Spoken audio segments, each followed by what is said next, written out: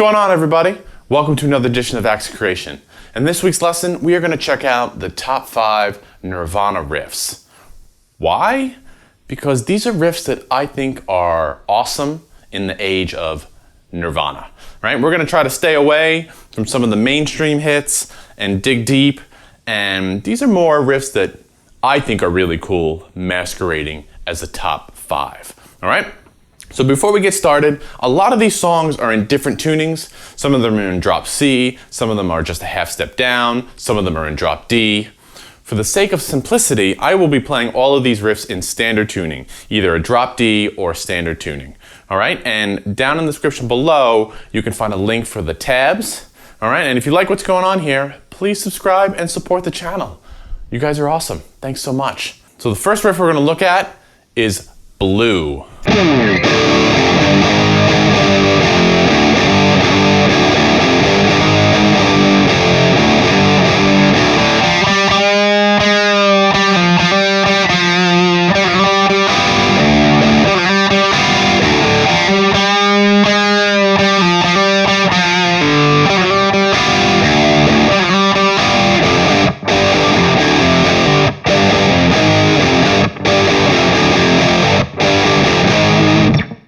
Awesome, really fun riff. I like that song a lot. In all honesty, I could have probably made this entire video of riffs from the Bleach album. Blue is actually in a drop C tuning, but we're gonna just play it in a drop D.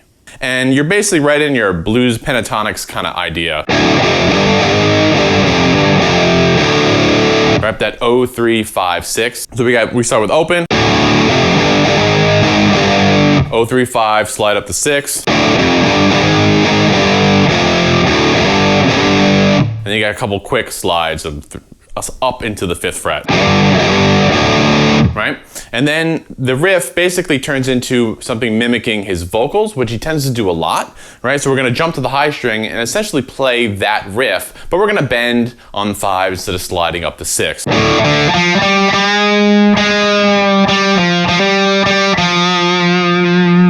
then you do a little. Here he hits a nice tension chord. You know, Cobain was actually a big fan of John Lennon, and you know, he uses these dominant chords a lot.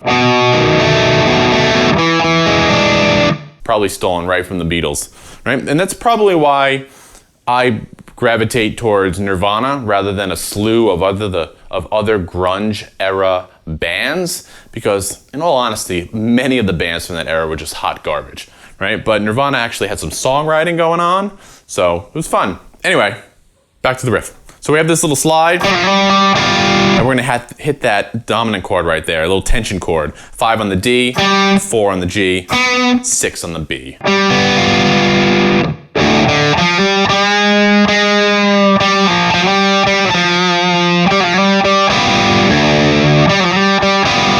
Right, hit the low string and repeat that little phrase. And then it just repeats, and then essentially at the end of it, rather than hanging on the 3, you're gonna play 3 open.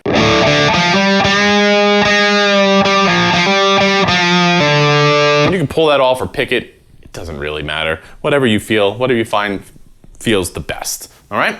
Moving on, Negative Creep. Right? This song is an actual drop D. Let's check it out.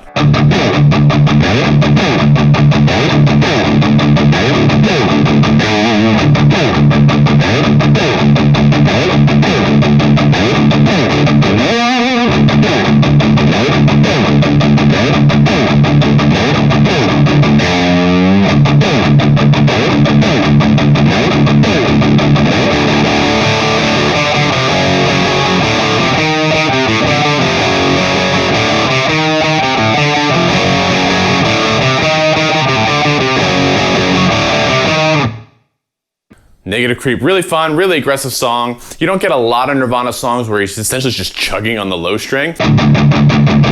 Right? Very metal in the era of grunge. But, you know, he had some color to it by sliding up and down. And you can essentially slide from the 12, 15 area.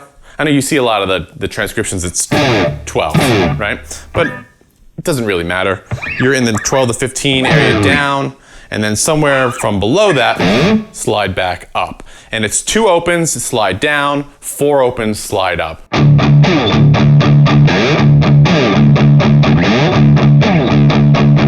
Right, and then he's got a couple bends and hangs on it. First he does it on 16, then he does it up on 19, and then he hangs it on 3. And then we come out of that, building on our essentially D5. Then you have the, right? On your A string, it's 5, 5, 3, and then power chord on 4, the low string. And then I like to play the A and the D open, and then 3, 6, and then 6, 3, 0.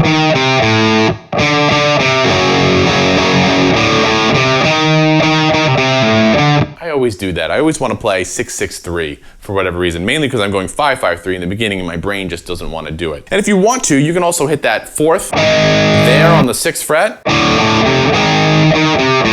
All right, for the next riff, we're going to jump all the way forward to their last album, In Utero, and the second track on that album, Scentless Apprentice. It's ugly, it's aggressive, there's tons of screaming, and that's why it's on here. So we're gonna stick with the drop D tuning. I believe on the album it's a half step down, but it's still on a drop D tuning.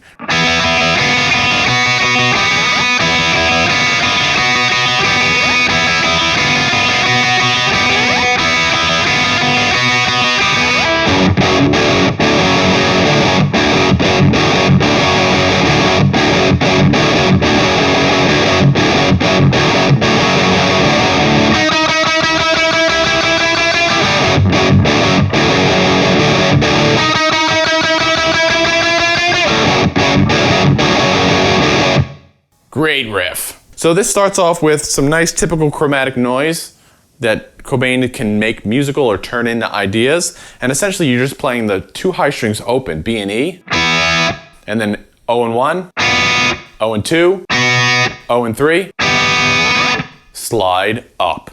And you're basically playing a group of 16th notes on all of those. You're gonna jump down to the main riff.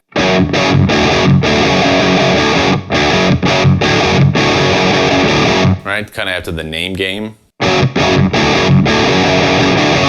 In the verse, you hear he jumps up and he's mimicking some kind of melodic bend, right? Melodic, where that's mimicking his vocals, or he's just singing over it as the fill, right? And what he's doing, he's grabbing the 8th fret and just slowly, gradually bending up.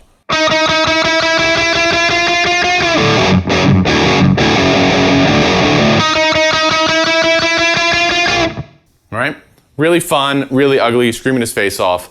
That's why it makes the list.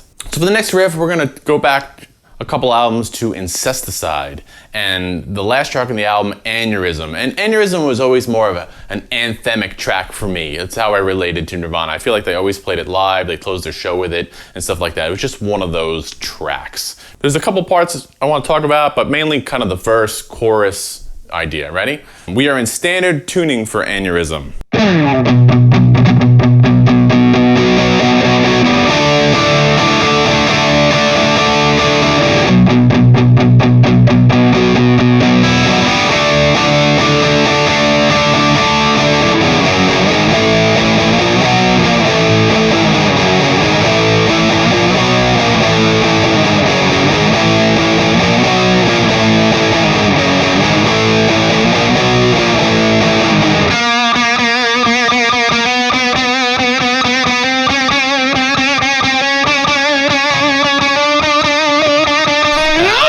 And so on. He gets calling higher and higher and higher, and it kind of rinses and repeats.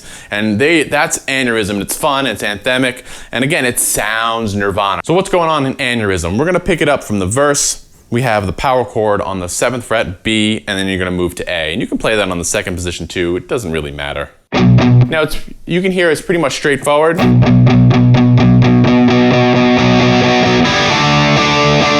And Cobain's gonna mix in some open high strings there, and you can hear the drums have a kind of the drums have a certain rhythm to them, and feel free to play that on the guitar. If you want to mimic that, you know, no one's gonna yell at you.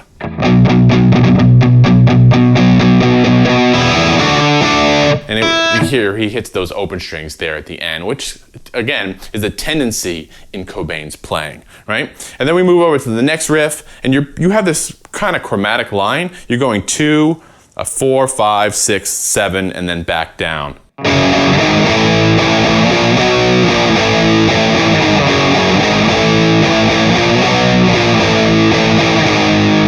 It almost reminds me, if you make it heavier and more metal, it would be something that Dimebag would play. Maybe? And then he's got this long chromatic run, he's just bending and wobbly.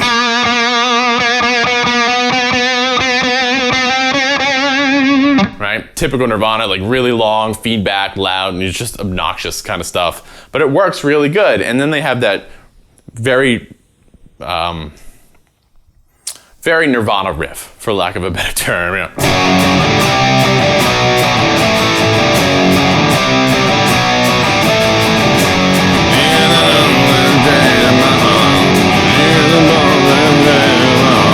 Right, that whole section. And again, you're playing power chords, and here's that thing where he picks up the chord and plays open notes in between all the chords.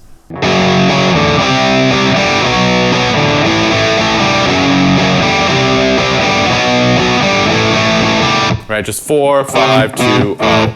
Moving on. All right, last riff is personal for me. This was one of the first riffs, if not the first riff, I ever really learned to completion on the guitar way back when. And that is the riff from Lithium.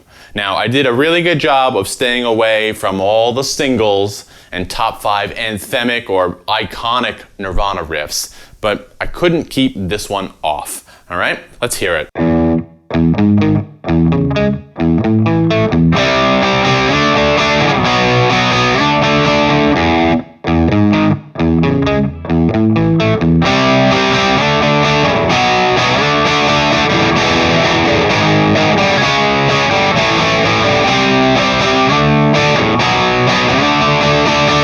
Lithium, like I said, it was one of the first things. It's power chord based, as all of this is, right? So we have an open, and then a power chord on 4, and then a power chord on 4 on the 5th string, right? And then you're picking out a 3-note power chord. I say 3-note, but you're just making sure you're playing the octave. Now, Cobain had this technique where he would insert essentially open strings on the last 8th note or the last beat of the measure to kind of segue between chords. And I realized that early on, and I still do it to this day. And he's kind of doing that here. You're not necessarily going to go like that, more like that, right? Instead of picking the chord up and down, it's you just play some open strings, open A and D in this case.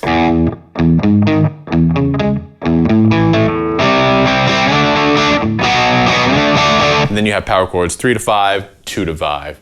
Very simple, very straightforward, but one of my favorite iconic Nirvana riffs. And there you go, top 5 Nirvana riffs, or at least my favorite riffs masquerading as a top 5. What do you guys think? What are your favorite Nirvana riffs?